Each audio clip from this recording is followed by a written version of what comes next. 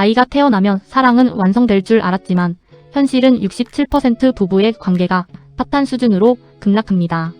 당신의 잘못이 아닙니다.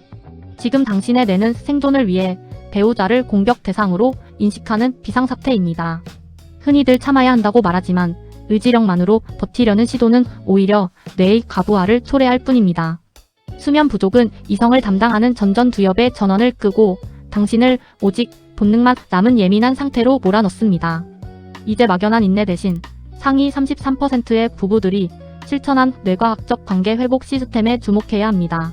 이 영상의 끝에서 당신은 서로를 비난하던 뇌를 다시 우리라는 팀으로 동기화하는 명확한 방법을 얻게 됩니다.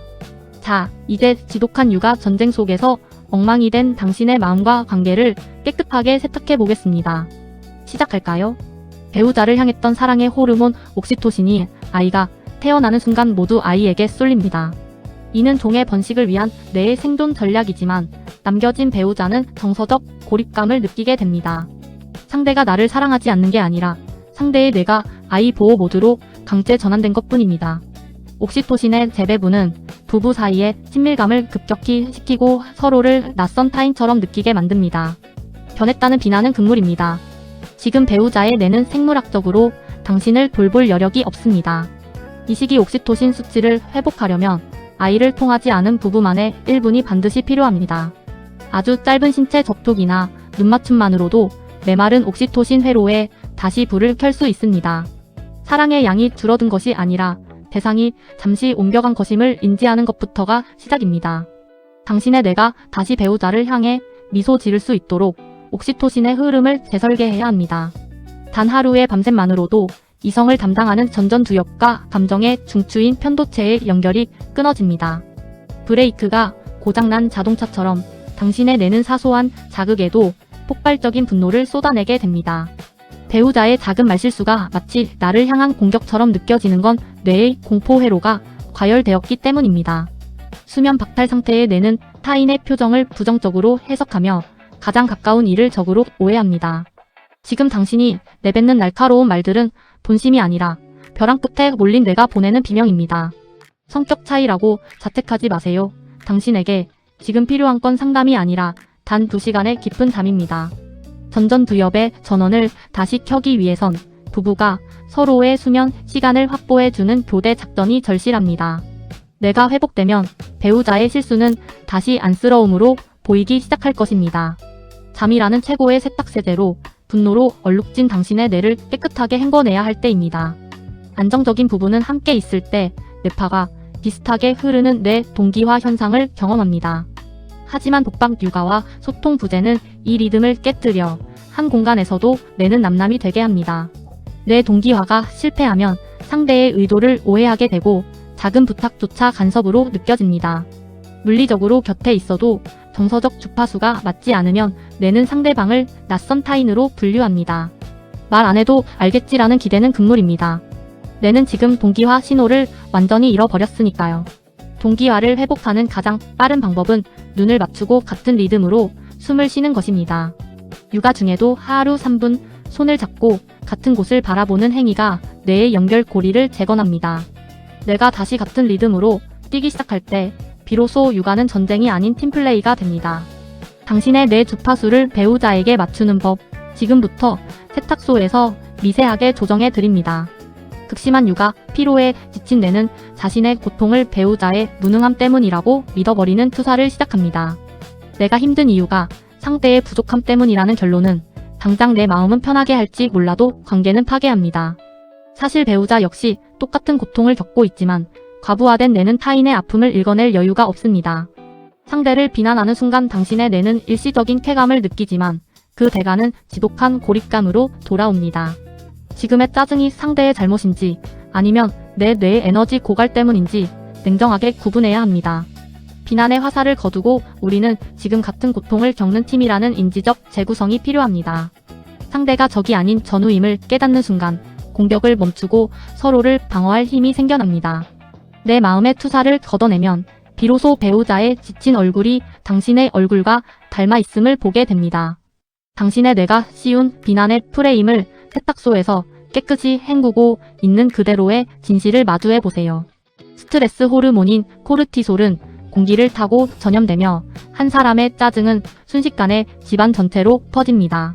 특히 육아로 예민해진 부부는 서로의 코르티솔 수치가 똑같이 맞춰지는 스트레스 동조화를 겪게 됩니다. 상대방의 한숨소리 하나에도 당신의 뇌는 생존 위협을 느끼며 즉각적인 방어 기제를 작동시킵니다. 거실은 더 이상 휴식처가 아니라 두 마리의 맹수가 서로를 경계하며 대치하는 좁은 우리와 같습니다. 비난은 코르티솔 수치를 폭발시켜 뇌를 전투 모드로 고정하고 정서적 소통 채널을 완전히 닫아버립니다. 이 악순환을 끊으려면 누군가 한 명은 의도적으로 그 공간을 잠시 벗어나 뇌를 진정시켜야 합니다. 단 5분의 분리만으로도 가열된 코르티솔 수치를 낮추고 이성의 뇌를 다시 가동할 수 있습니다. 감정의 전염을 막는 방화벽을 세울 때 비로소 집은 다시 안전한 안식처로 기능을 회복합니다. 당신의 뇌가 평온을 되찾도록 마음 세탁소가 독성 호르몬으로 찌든 공기를 말끔히 환기해 드립니다. 관계의 벼랑 끝에서도 만족도를 지켜낸 33%의 부부들에게는 특별한 심리적 안전벨트가 있습니다. 이들은 갈등이 발생했을 때 뇌의 공격 본능을 억제하고 상대의 감정을 먼저 읽어내는 훈련이 되어 있습니다. 비난 대신 우리가 지금 힘들구나라는 공동의 인식을 공유하며 뇌의 방어 기제를 해제합니다. 이들은 육아라는 거대한 파도 속에서도 서로를 가장 믿음직한 파트너로 인식하도록 뇌를 프로그래밍했습니다. 작은 호의를 주고받는 습관은 뇌에 안전 신호를 보내 스트레스 상황에서도 이성을 유지하게 돕습니다. 갈등이 파국으로 치닫기 전 이들은 자신들만의 정지 신호를 사용하여 뇌의 과부하를 막습니다. 33%의 비밀은 대단한 기술이 아닙니다. 내가 배우자를 안전한 존재로 기억하게 만드는 반복된 노력이죠. 이제 당신의 뇌에도 이 안전벨트를 채워야 합니다. 위기 속에서도 결코 흔들리지 않는 연결을 위해서요. 세탁소에서 제안하는 3가지 실천법이 당신의 관계를 상위 33%의 견고한 팀으로 만들어 줄 것입니다. 폭발하기 직전 단 5분만이라도 배우자와 물리적으로 공간을 분리해 뇌를 진정시키세요. 시각적 자극을 차단하고 깊게 숨을 쉬는 것만으로도 가열된 편도체가 안정을 찾기 시작합니다. 이때 스마트폰을 보는 대신 뇌가 아무런 정보도 처리하지 않는 진짜 휴식을 주어야 합니다. 짧은 휴식 후 다시 마주할 때는 서로를 비난하는 대신 지금 내 상태를 먼저 공유하세요. 당신 때문이야가 아니라 내가 지금 너무 지쳐서 내가 힘들대라고 말하는 것이 핵심입니다. 전전두엽에 다시 전원이 들어오면 방금까지 죽일 듯 미웠던 배우자가 다시 파트너로 보입니다. 이 5분은 회피가 아니라 더 큰 파국을 막기 위해 뇌의 안전장치를 채우는 시간입니다. 매일 정해진 시간에 5분씩 각자의 뇌를 세탁하는 루틴이 부부관계의 회복 탄력성을 키워줍니다. 당신의 뇌가 쉴 틈을 찾도록 지금 바로 이 5분의 마법을 시작해보세요. 뇌과학적으로 비난은 상대의 편도체를 자극해 대화를 즉각 중단시키고 방어막을 치게 만듭니다. 너 때문에 화나 대신 내 전전두엽이 지금 꺼져서 너무 힘들어라고 내 상태를 먼저 말해보세요. 주어를 너에서 나로 바꾸는 것만으로도 상대의 뇌는 공격 모드를 해제하고 경청할 준비를 합니다. 감정에 이름표를 붙여 말하면 우리 뇌는 그 감정을 객관화하여 통제할 수 있는 대상으로 인식합니다.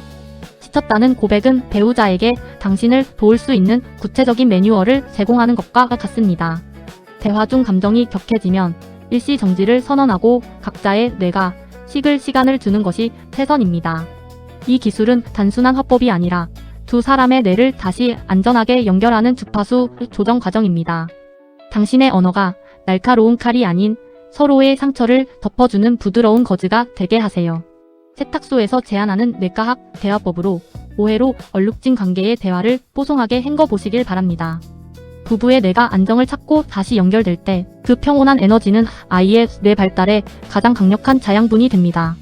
아이는 부모의 언어가 아닌 부모 사이에 흐르는 비언어적 신호와 정서적 주파수를 먹고 자라기 때문입니다. 우리가 오늘 배운 뇌과학적 노력들은 단순히 싸움을 줄이는 것을 넘어 아이에게 줄 수 있는 최고의 유산입니다. 완벽한 부모가 되려 애쓰지 마세요. 서로를 아끼는 행복한 부부가 되는 것만으로도 충분히 훌륭합니다. 지독했던 육아 전쟁의 얼룩은 지워지고 이제 두 사람의 마음에는 뽀송뽀송한 신뢰의 향기만 남을 것입니다. 오늘 알려드린 3가지 실천법을 통해 당신의 가정을 세상에서 가장 안전한 심리적 요새로 만드시길 바랍니다.